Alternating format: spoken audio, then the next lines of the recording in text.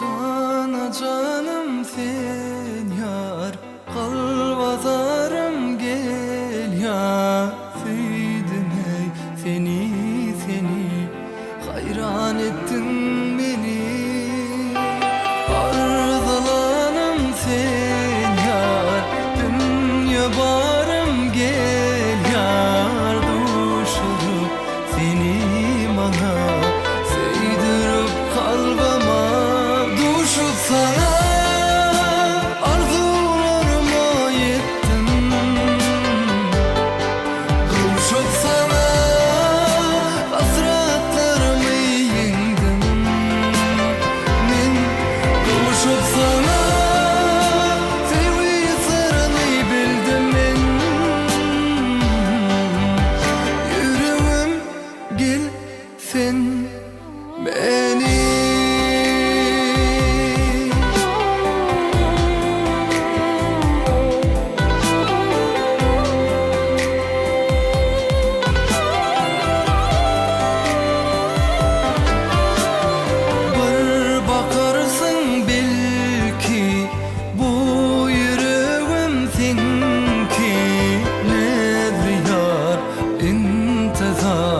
Aşığım bir karar, sivasazım dinle.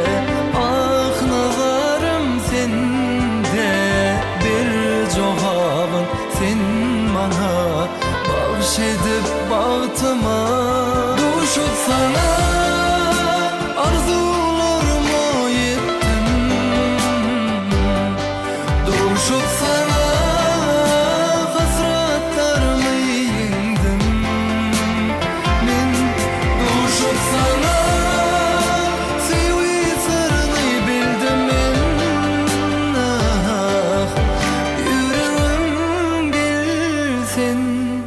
beni.